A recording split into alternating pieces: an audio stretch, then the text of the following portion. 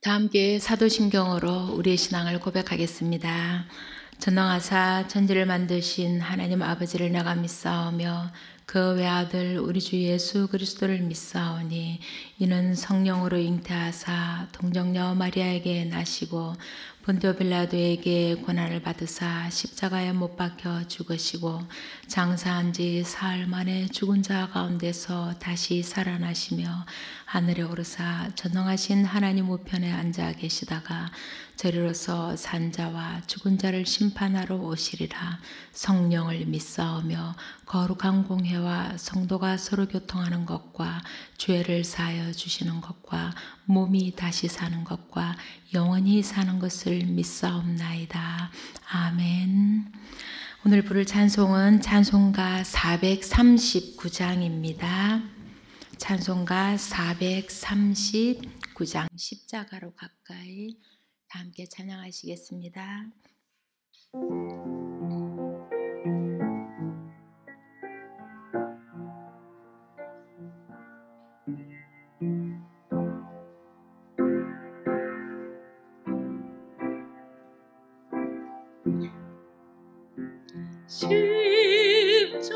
십자가로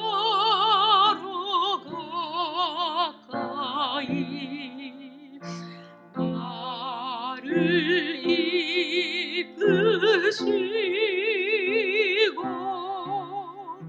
거기 흘린 보혈로 정죄하옵소서.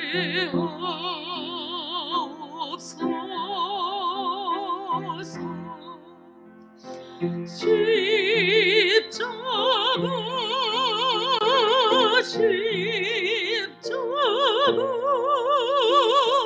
무한 영광 일세 요단강을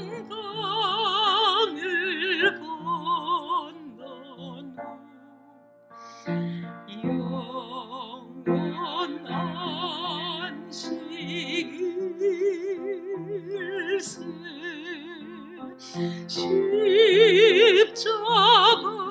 십자가에 가까이 내가 떨고섰네.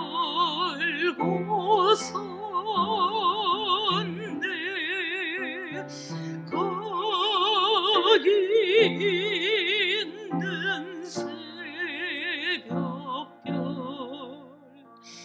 내게 비추시네.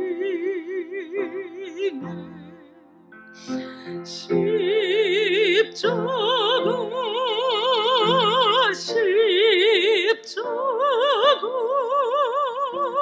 무한 영광 일세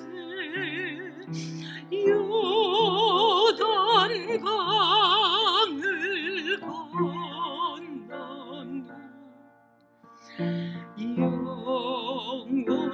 영원한 시간에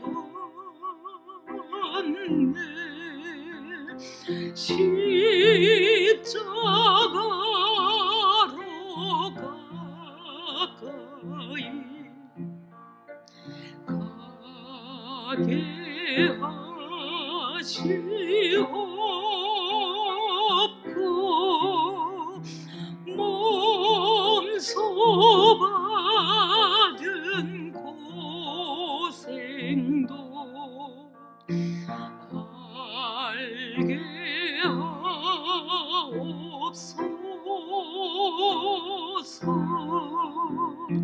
십자가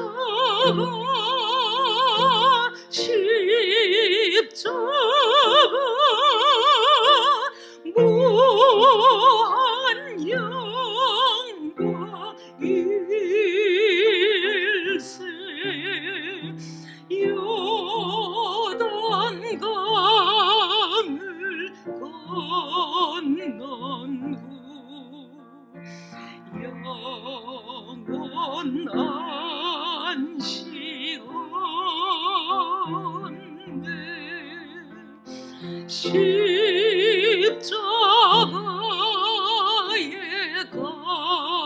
가까이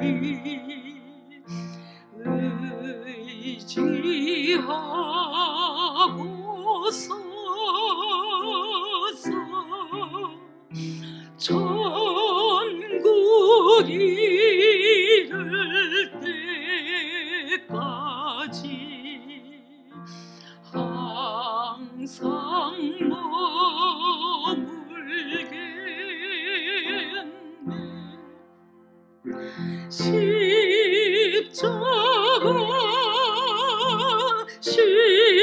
십자가 무한 영광 일세 요단강을 건넌 후 영원한 시원네.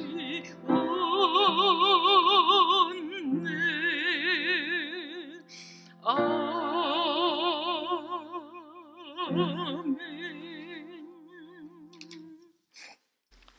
네, 오늘 우리에게 주신 하나님의 말씀은 고린도전서 1장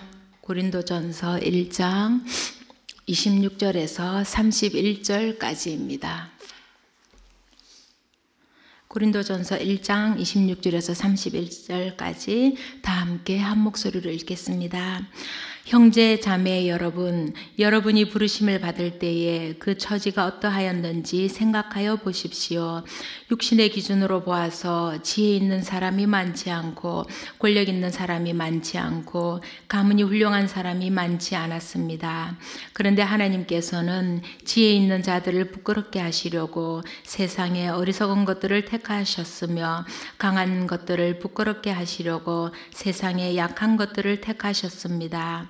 하나님께서는 세상에서 비천한 것들과 멸시받는 것들을 택하셨으니 곧 잘났다고 하는 것들을 없애시려고 아무것도 아닌 것들을 택하셨습니다. 이리하여 아무도 하나님 앞에서는 자랑하지 못하게 하시려는 것입니다. 그러나 여러분은 하나님의 자녀로서 그리스도 예수 안에 있습니다. 그는 우리에게 하나님으로부터 오는 지혜가 되시며 의와 거룩함과 구원이 되셨습니다. 그것은 성경에 기록되어 있는 바 누구든지 자랑하려거든 주님을 자랑하라 한 대로 되게 하시려는 것입니다. 아멘. 바울의 편지를 읽으며 정신이 번쩍 들었습니다. 내가 서 있는 자리가 어디인지를 명확하게 일깨워주며 어서 정신 차리라고 등짝을 한 대 갈겨주는 듯 했습니다. 그러면서도 아프지 않게 등을 어루만져주고 할 수 있다고 따뜻한 눈빛으로 격려를 해주었습니다. 이런 바울의 편지를 읽을 수 있다는 것이 그리스도인들에게 얼마나 큰 축복인지 모르겠습니다. 흔들릴 때마다 우리를 붙들어주는 사랑과 격려, 때로는 훈계와 질책이 담긴 바울의 편지를 읽으며 오늘도 그리스도인으로 부끄러움 없이 살아갈 수 있길 바랍니다. 문제 많은 고린도 교회가 실상 우리들의 교회임을 기억하고 바울을 통해 들려주시는 하나님의 말씀으로 거듭나는 교회가 되기를 바라봅니다. 바울은 글로에를 통하여 고린도 교회의 교인들이 서로 자랑하며 분열하고 있다는 소식을 듣게 됩니다. 이에 교회의 하나됨에 심각한 위협을 느낀 바울은 고린도 교회에 편지를 보냈습니다. 당시에 고대 그리스 로마 사회에서는 철학과 수사학을 열정적으로 추구하였고 고린도 성도들도 영적인 지도자들을 당시의 그 철학과 수사학의 기준으로 서로 비교하며 불화를 일으켰던 것입니다. 그리하여 고린도 교회의 교인들은 복음에 귀를 기울이기보다는 인간의 현란한 지혜를 더 가치 있게 평가하고는 바울 편이니 아볼로 편이니 게바 편이니 그리스도 편이니 하며 편싸움을 했던 것입니다. 이에 바울은 그들이 하나님의 지혜에 대해 바르게 깨닫지 못해서 분쟁이 일어난 것으로 판단하고 하나님의 지혜인 십자가의 가르침에 대해 썼습니다. 인간의 마르지혜를 높이 평가하는 교인들에게 바울은 세상의 눈으로 보면 미련한 것처럼 보이는 십자가의 도가 실제로는 하나님의 지혜임을 말합니다. 그리하여 바울은 13절에서 그리스도께서 갈라지셨습니까? 라는 질문에 대한 이 답을 오늘의 본문에서부터 써내려가고 있는 것입니다. 이 질문은 너희들이 분열하는 것처럼 그리스도께서 나누어졌느냐라는 것입니다. 바울은 우리가 그리스도인이 된 것은 예수 그리스도의 십자가를 통한 하나님의 구원으로 인함이며 이를 통하여 하나님이 우리를 부르셨기 때문이라고 말합니다. 그러기에 바울은 여기서 고린도 교회 교인들의 부름받기 전에 사회적인 삶의 자리를 상기시켜주고 그 부름의 결과에 대해서도 말하고 있습니다. 사람들은 자신의 참 모습을 잘 보지 못합니다. 그래서 자신이 더 잘났다고 내세우고 고집부리며 다투고 분쟁하기 일쑤입니다. 바울은 그런 고린도 교회 교인들에게 여러분이 부르심을 받을 때에 그 처지가 어떠했는지를 생각하여 보라고 말합니다. 고린도 교회에는 세상적인 관점에서 판단의 기준이 되는 지혜자나 권력가, 가문이 훌륭한 사람이 많지 않았습니다. 대부분의 교인들이 좋은 가문에서 태어나 좋은 교육을 받고 사회적인 영향력을 행사하는 자들이 아니었습니다. 그들은 결코 자랑할 것이 없는 서민이나 전대받는 노예 신분이었습니다. 세상적인 기준으로 볼 때 무엇 하나 자랑할 것이 없는 별 볼 일 없는 사람들인 것입니다. 이런 그들의 처지를 상기시켜 줌으로써 그들이 자랑할 것이 오직 예수 그리스도밖에 없음을 알게 하는 것입니다. 또한 하나님의 부르심이 외부적인 조건이 아님을 명백하게 말하고 있는 것입니다. 이것으로 네가 잘났네 내가 잘났네 하며 서로 다투고 있는 고린도 교회 교인들이 분쟁을 그치기를 바랬던 것입니다. 우리를 돌아보더라도 우리가 잘나서 하나님께 부르심을 받은 것이 아님을 알 수 있습니다. 우리는 하나님 앞에 설 때 보잘것없는 죄인에 불과합니다. 그런 우리를 예수님께서 십자가의 은혜로 부르시어 구원해 주셨던 것입니다. 그렇게 하나님은 우리를 불러 그리스도인으로 살게 하시고 하나님의 일을 할 수 있도록 하셨습니다. 모든 것이 하나님께로부터 온 것이고 하나님이 주시지 않았다면 우리가 가질 수 있는 것이 아무것도 없는 것입니다.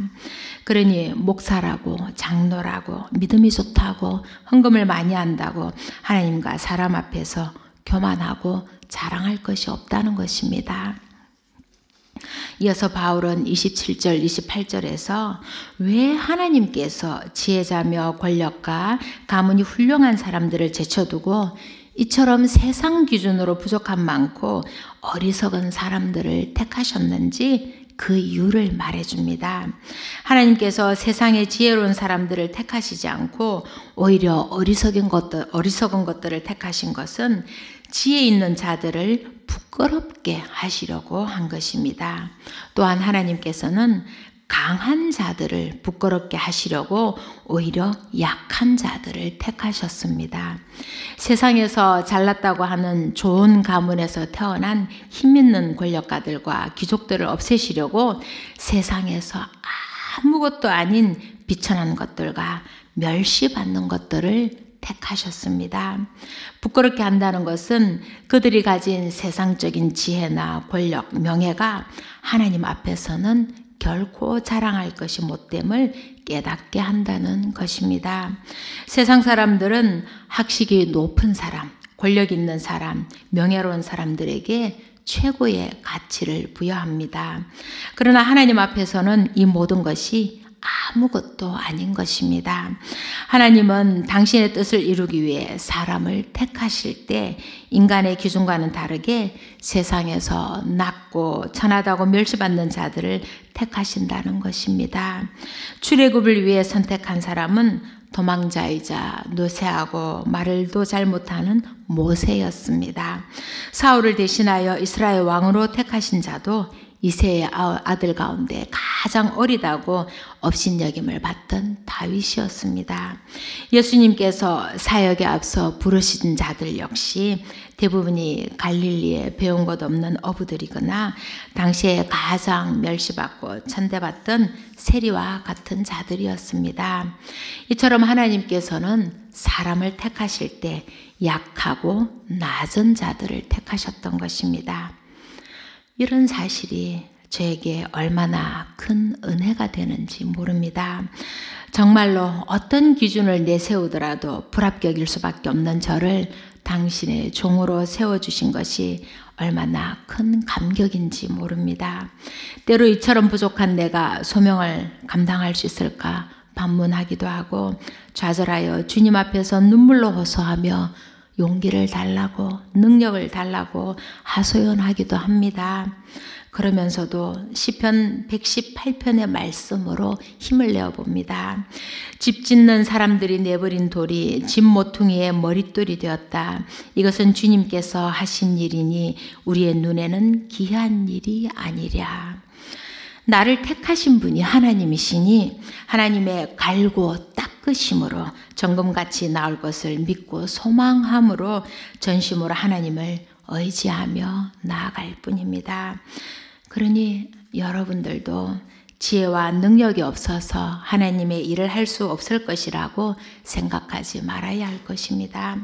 하나님은 세상적 가치와 기준으로 고린도 교회 교인들을 부르지 않았듯이 우리들 또한 그렇다는 것입니다. 이처럼 어리석고 약하고 멸시받는 보잘것없는 사람들을 택하신 것은 아무도 하나님 앞에서는 자랑하지 못하게 하려는 것이라고 29절은 분명히 밝히고 있습니다. 보잘것없는 우리를 구원하시고 하나님의 사역을 감당하게 하신 것은 인간의 노력이나 능력 때문이 아닙니다.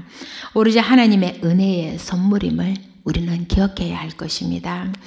여기에 인간의 자기 자랑이 들어설 자리란 없습니다. 그러나 고린도 교회에서는 이 자랑으로 말미암아 분쟁이 생긴 것입니다. 그리하여 바울은 인간이란 참으로 하나님 앞에서 아무것도 자랑할 것이 없는 아무것도 아닌 존재들임을 이야기하고 있는 것입니다. 우리가 자랑할 것은 오직 인간의 구원을 위해 당신의 아들을 세상에 보내신 하나님과 그 뜻을 이루기 위해 십자가에 당신의 몸을 내어놓으신 예수님 뿐이라는 것입니다. 그래서 바울은 고린도 교회 교인들에게 정말로 자랑해야 할 것이 무엇인지를 가르쳐주고 있습니다. 30절을 함께 읽어보겠습니다. 그러나 여러분은 하나님의 자녀로서 그리스도 예수 안에 있습니다. 그는 우리에게 하나님으로부터 오는 지혜가 되시며 의와 거룩함과 구원이 되셨습니다. 그리스도인으로서 우리의 존재가 어디에 위치하고 있는지 말해주고 있습니다. 우리는 하나님으로부터 주어진 하나님의 자녀이며 예수 그리스도 안에 있는 존재들입니다. 우리의 구원은 하나님으로부터 왔고 우리는 믿음을 통해 그리스도 안에 있는 새로운 존재가 되었습니다. 그리하여 우리는 하나님 안에서 예수님과 친밀하게 교제를 나눌 수 있게 된 것입니다. 이것이 바로 하나님의 선물인 것입니다. 우리가 그리스도인이 된 것은 우리의 의지로 된 것이 아니라 순전히 하나님의 은혜 때문인 것입니다. 이 모든 것, 우리의 존재조차도 하나님께로부터 말미암은 것이니 우리가 하나님 앞에서 무엇을 자랑할 수 있겠습니까? 우리의 교만이 우리와 하나님 사이에 끼어들지 않기를 간절히 바랄 뿐입니다. 그렇다면 우리에게 예수 그리스도는 어떤 분이실까요? 그는 우리에게 하나님으로부터 오는 지혜가 되신다고 합니다. 예수님이 그 지혜 자체라는 것입니다. 하나님이 세상을 창조하실 때 하나님의 대행자였던 바로 그 지혜가 인간으로 되신 분이 바로 예수 그리스도라는 것입니다. 그리고 그 지혜는 의와 거룩함과 구원이 되셨습니다. 예수 그리스도는 십자가에서 우리를 위해 못 박힘으로써 우리의 의가 되셨습니다. 그리하여 재판관이신 하나님 앞에서 우리가 죄인이 아닌 그리스도 안에서의 의로운 존재로 판결받게 되는 것입니다. 또한 예수 그리스도는 우리에게 거룩함이 되었고 우리로 하나님의 거룩한 백성이 되도록 부르고 계십니다. 따라서 그리스도인은 도덕적으로 거룩한 삶을 살아가도록 요청받게 되는 것입니다. 마지막으로 예수 그리스도는 우리를 죄와 죽음의 세력으로부터 자유롭게 하시고 우리의 구원이 되셨습니다. 결국 예수 그리스도가 우리의 의와 거룩함과 구원이 되신 것은 예수님의 자기 희생의 산물이자 하나님의 전적인 은혜라는 것입니다. 그래서 사도 바울은 31절에서 누구든지 자랑하려거든 주님을 자랑하라고 말하고 있는 것입니다. 인간이 하나님의 의와 거룩함과 구원을 받은 것은 결코 자기의 지혜나 자기의 업적이 아니기 때문입니다. 내가 가진 학식, 힘, 재물, 가문을 자랑함은 어리석고 교만한 일입니다. 우리가 가진 모든 것이 하나님께로부터 나왔다는 것을 우리는 늘 기억해야 합니다. 세상 사람들은 눈부시게 발달한 첨단 과학기술과 지식으로 무장하여 인간의 지혜의 극치를 자랑합니다. 그리하여 자신의 지식 안에 하나님을 담으려고 합니다. 자신이 가진 권력과 부를 자랑합니다. 그리하여 자신이 가진 힘으로 모든 것을 다 할 수 있다고 생각합니다. 하지만 이 모든 것이 하나님께로부터 나왔고 하나님이 허락하지 않으시면 그 어떤 것도 가능하지 않음을 우리는 알아야 합니다. 그러니 누구든지 자랑할 것이 있다면 주님을 자랑해야 하는 것입니다. 우리 안에서 일어나는 자신을 내세우고 싶은 욕망을 잠재우고 온 힘을 다해 하나님께 영광을 돌려드리는 하나님의 자녀들이 되어야 할 것입니다. 우리는 지금 어디에 서 있습니까? 하나님 안에 있는 존재임을 인정하고 계십니까? 아니면 세상에 속한 존재임을 자랑스럽게 드러내고 있습니까? 우리는 부족하고 연약한 존재들입니다. 그럼에도 우리를 택하시고 사랑해 주시는 하나님의 은혜를 잊어버려서는 안 될 것입니다. 처음 우리가 그리스도인으로 부름 받았을 때에 그 감격을 기억한다면 하나님을 사랑한다고 열정적으로 고백했던 그 날들을 기억한다면 우리는 신앙의 본래적인 모습을 회복할 수 있을 것입니다. 그러니 자신이 가진 조그마한 것으로 세상을 다 가진 듯이 내세우고 자랑하는 교만을 버리고 겸손한 마음으로 하나님의 앞에 엎드리는 저와 여러분이 되시길 바랍니다. 그리하여 우리 교회의 교우들 모두가 하나님의 지혜로 흔들리지 않는 믿음을 소유하길 바랍니다. 하나님 앞에서 겸손하여져서 더욱 하나가 되는 교회가 되기를 간절히 기도합니다. 기도드리겠습니다. 사랑의 하나님, 감사합니다. 오늘도 하나님을 예배하게 하시고 하나님께 영광 올려드릴 수 있는 하루를 주시니 감사합니다. 저희는 어리석어서 자주 하나님의 은혜를 잊어버립니다. 우리가 가진 것이 모두 하나님께로부터 온 것임을 또한 잊어버립니다. 우리가 가진 지혜나 능력, 부요함이나 권세도 모두 하나님께로부터 왔음을 알고 있습니다. 우리가 가진 모든 것이 하나님께 소유권이 있음을 압니다. 그러니 하나님이시여 자랑하고 싶은 우리 입술을 닫게 하시고 교만해지려는 우리의 마음을 붙드셔서 우리로 겸손해지게 하옵소서. 그리하여 온전히 하나님을 인정하고 하나님께만 영광 올려드리는 우리가 되게 하옵소서. 하나님만을 자랑하는 우리가 되게 하옵소서. 우리 교회가 그런 그리스도인들이 모인 공동체가 되게 하옵시고 하나님의 마음에 맞는 교회가 되게 하옵소서. 코로나로 인해 어려워진 형편에 놓여 있지만 하나님 안에서 심기일전하여 더 신실한 교회로 거듭날 수 있도록 인도하여 주옵소서. 하나님, 삶의 고난과 육신의 질고로 어려움에 처한 많은 교우들이 있습니다. 그들에게 자비를 베풀어 주옵시고 주님 안에서 너끈히 이겨낼 수 있는 힘과 용기를 주옵소서. 주님이 함께 하심을 믿고 두려움 없이 나아가게 하옵소서. 더불어 튀르키예의 지진 현장에서 말할 수 없는 고통으로 울부짖는 이들에게 주님 함께하여 주옵소서. 우리의 마음이 머무는 그곳에 우리의 기도가, 우리의 도움의 손길이 머무르게 하옵시고 하나님의 구원의 손길이 임하시길 간절히 빌고 원하옵니다. 이 모든 말씀 사랑이신 우리 주 예수 그리스도 이름으로 간절히 기도하옵나이다. 아멘. 하늘에 계신 우리 아버지여, 이름이 거룩히 여김을 받으시오며 나라의 임하옵시며 뜻이 하늘에서 이룬 것 같이 땅에서도 이루어지이다.